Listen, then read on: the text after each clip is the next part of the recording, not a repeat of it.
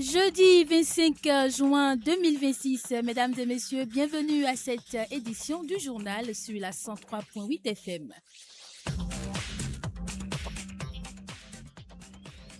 Au sommet de cette édition, la phase communale du projet Sténose de Bubdose ONG a eu lieu hier 24 juin 2026 à l'école urbaine Centre d'Alada. Les écoles retenues pour cette étape ont participé au jeu concours de sketch, de poésie et de chant. Les députés béninois devant siéger dans les instances sous-régionales sont connus désormais. L'Assemblée nationale a procédé à leur désignation le mercredi 24 juin 2026. Razaki Amouda Issifou est le nouveau médiateur de la République. Son accession à cette fonction fait suite à l'adoption d'une modification de la loi encadrant cette institution. D'autres informations et la page Afrique viendront meubler cette édition conduite par Cyril Podji.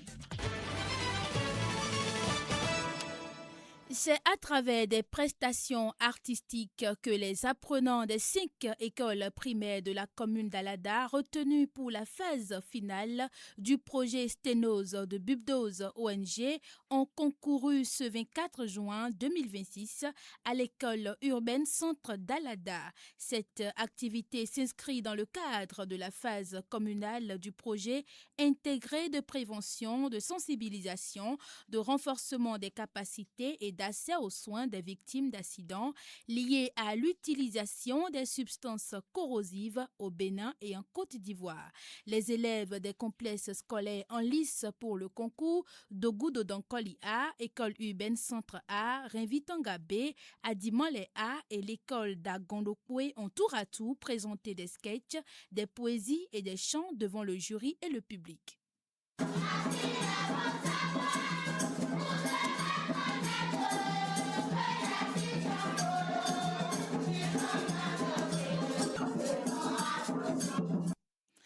À travers ces différentes prestations, les apprenants ont véhiculé des messages de prévention et de sensibilisation sur les risques liés à la manipulation des substances corrosives, dont le javel, la soude, la potasse, les savons et bien d'autres. Cette initiative vise à faire des enfants des acteurs de changement au sein de leur famille et leur communauté, précise Patty Degbe, membre de l'équipe technique du projet Sténose à Bubdose ONG. Déjà, nous sommes là pour faire de la sensibilisation à la base. C'est un projet de sensibilisation parce que quand on parle de substances corrosives, l'idée n'est pas d'attendre que le danger arrive avant d'intervenir. Nous souhaitons qu'il n'y ait même pas danger. Et pour qu'il n'y ait pas danger, il faut que les personnes généralement concernées par ce genre d'accident domestique soient informées. Et c'est pour ça que nous sommes venus au niveau des écoles pour passer le message. Et il faut dire que depuis l'année passée, cette dynamique a commencé et nous avons estimé qu'impliquer les enfants dans le passage de l'information est la meilleure façon de les toucher. Et par les jeux, on estime que le message passe plus vite. Et c'est pour ça qu'on est là aujourd'hui. Ce que nous visons comme objectif, c'est de toucher le maximum d'écoliers et de faire d'eux des porte-parole dans les ménages. Parce que quand ils vont rentrer à la maison, ils pourront dire à leurs parents, aujourd'hui nous avons joué, on nous a enseigné ci, on nous a enseigné ça. Et nous sommes sûrs que lorsque les parents seront informés, ils seront beaucoup plus prudents, beaucoup plus regardants par rapport à ces substances-là dans les maisons. Les responsables des complexes scolaires et écoles ayant participé au concours saluent cette initiative et remercient Bubdose ONG. Cette activité nous a permis de découvrir les talents cachés chez nos apprenants et ils nous ont émerveillés à travers des concours de danse, des interprétations, des poésies qui ont donné de leçons vivantes à leurs camarades et à toute l'assemblée. Les enfants côtoient toujours les produits corrosifs, donc aussi bien qu'il faut qu'on mette leur attention sur les caractères dangereux de ces produits-là pour qu'ils sachent comment se comporter vis-à-vis de ces produits pour qu'on évite le pire, quoi. Donc nous allons vraiment remercier l'ONG Bubdose qui a pensé à sensibiliser les jeunes enfants par rapport aux dangers que qu'on trouve en utilisant ces produits corrosifs-là, quoi. Mes impressions sont bonnes. Je suis très heureuse du fait que notre école ait pris le premier prix. L'ONG Bulldoze, nous leur disons un sincère merci. Merci à eux et merci pour cette sensibilisation que l'ONG fait afin de nous aider à éviter les accidents domestiques avec les produits corrosifs.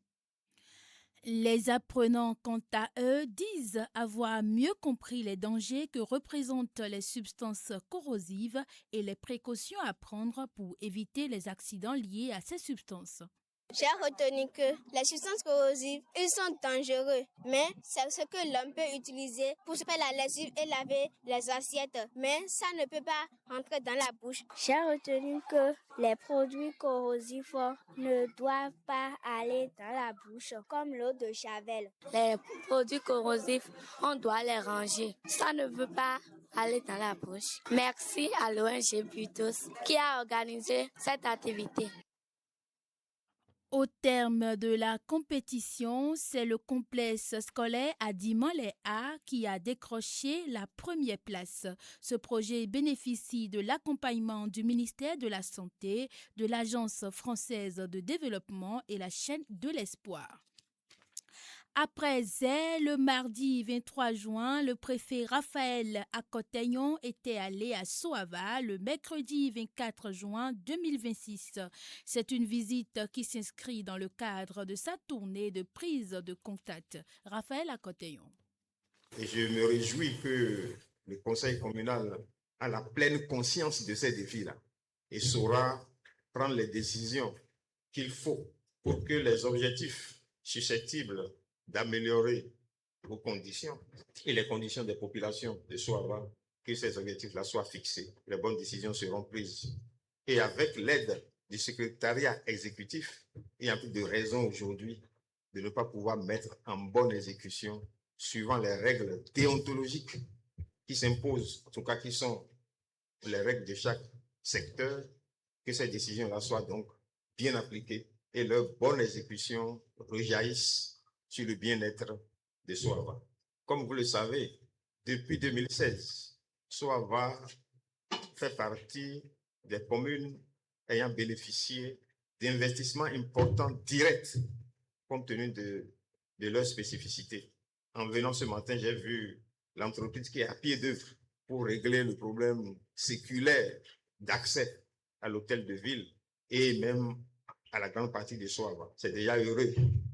J'ose croire que d'ici quelques mois, c'est avec plaisir que nous allons utiliser cette infrastructure qui changera totalement le visage de Soava. Quand on prend Gambier, qui est votre fleuron en matière touristique, là aussi on a vu ce qu'il y a eu comme investissement massif. Quand j'étais dans les fonctions de ministre de la décentralisation et de la gouvernance locale, après une réunion que nous avions eue avec le maire Todjer, avec le chef de l'État d'alors, le président Patrice Talon et certaines autres personnes, j'avais promis de venir voir de visu ce qui était fait à Gambier, mais je n'ai pas pu. Cette fois-ci, je n'ai plus de raison. Étant destiné à me focaliser sur les 8 communes du département, bon, je peux même venir dormir à Soava parfois. Donc, je vais aller à Gambier. J'ai dit au maire de rentrer vite. Il m'a dit qu'il va rentrer le 13 juillet, si j'ai bonne mémoire.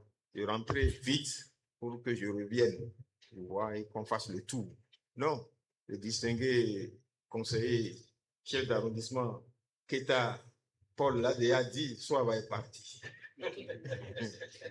Soava est parti. Ce n'est pas Gambier seul qui est parti. Ah, ce n'est pas Soava seul aussi. L'Atlantique est parti. Le Bénin est parti. Non. Je pense que c'est heureux de constater que depuis une dizaine d'années, nous avons pris conscience du sérieux qu'il faut apporter dans la construction de l'œuvre de développement de notre pays. Il vous appartient en tant que conseil communal, en tant qu'émanant de chaque arrondissement qui compose la commune de Soava, il vous appartient en tant qu'élu de faire ressortir les potentialités de vos terroirs. Potentialités sur tous les plans, pas seulement touristiques, que ce soit sur le plan artistique, agricole, industriel ou agro-industriel. N'importe quel talent que vous pouvez observer sur votre territoire n'hésitez pas à signaler cela. Comment pouvez-vous faire pour que cela prenne de l'ampleur et crée de la valeur ajoutée pour votre commune?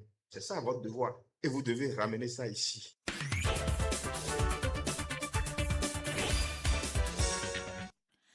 Les députés béninois devant siéger dans le comité interparlementaire de l'UEMOA, au Parlement de la CEDEAO, au Parlement panafricain, à l'autorité de protection des données à caractère personnel et à la Haute Cour de justice sont désormais connus. L'Assemblée nationale a procédé lors de la séance plénière tenue mercredi 24 juin 2026 à la désignation de ses représentants dans les institutions nationales et sous-régionales. Le Parlement a adopté les clés de répartition présentées par la Commission des lois à l'unanimité des députés ou représentés. Sur la base de ces clés, chaque groupe parlementaire a procédé au choix de ses représentants. Razaki Amouda Issifou est le nouveau médiateur de la République du Bénin. Son accession à cette fonction fait suite à l'adoption ce mercredi 24 juin 2026 d'une modification de la loi encadrant cette institution. Désormais, les fonctions de médiateur de la République sont automatiquement exercées par le premier vice-président du Conseil économique et social CES. Une réforme qui met fin au système de nomination jusque-là en vigueur. Razaki Amouda succède ainsi Pascal Essou en poste depuis 2021. Cette évolution institutionnelle a été approuvée par les députés lors d'une séance plénière. Le président Romuald Wadaï a effectué une visite de travail à Bruxelles, en Belgique. Dans le cadre de cette journée, il a échangé le mercredi 24 juin avec la présidente de la Commission européenne, Ursula von der Leyen. Les discussions portaient sur le renforcement du partenariat entre l'Union européenne et le Bénin. Les deux personnalités ont abordé plusieurs axes prioritaires de coopération.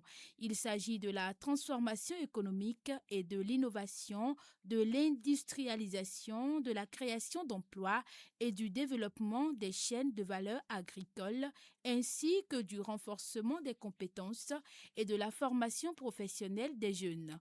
L'UE et le Bénin envisagent aussi des actions relatives au développement territorial et à la sécurité dans le nord du Bénin. Ce journal se poursuit dans un court instant avec les informations africaines. La main info, les informations africaines.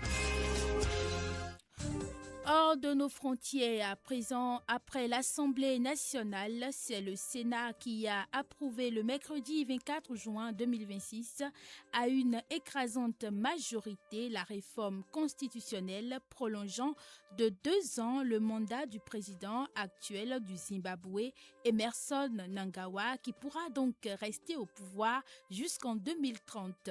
Cette révision d'ampleur entamée en février dernier changera également le mode de scrutin du président et des députés. 75 sénateurs ont voté en faveur du projet de loi et 4 se sont prononcés contre, a déclaré à la télévision nationale la présidence du Sénat, Mabel Shinamoma. Ce projet de loi, qualifié de coup d'État constitutionnel par l'opposition, prévoit également de supprimer le suffrage direct pour les élections présidentielles instaurées en 1987. Ce sont les parlementaires dont le mandat augmentera aussi de 2 ans qui désigneront le futur chef d'État. Le Burkina Faso poursuit ses réformes dans le secteur de l'éducation. Le 23 juin 2026, à Ouagadougou, les autorités ont validé un manuel national destiné à la mise en place des fermes scolaires dans les établissements publics et privés. Ce guide servira à accompagner les écoles dans la création d'espaces agricoles où les élèves pourront apprendre des activités pratiques liées à l'agriculture et à l'élevage. À travers ce projet, le gouvernement souhaite rapprocher les jeunes du monde rural et leur faire découvrir les opportunités offertes par l'agriculture et l'élevage. L'initiative vise également à renforcer l'autonomie des élèves, favoriser la sécurité alimentaire et soutenir le développement économique du pays. Direction à présent le Niger. Le Niger qui a officiellement déposé une demande de retrait de la Cour pénale internationale CPI selon une notification des Nations Unies actée le 22 juin 2026. La note précise que la demande de retrait a été effectuée le 18 juin 2026 et qu'elle prendra effet dans un délai d'1 an. Pour les autorités nigériennes, cette décision de retrait découle du constat de détournement des objectifs et de l'instrumentalisation de cette juridiction qui avait pourtant suscité beaucoup d'espoir pour les peuples épris de paix et de justice.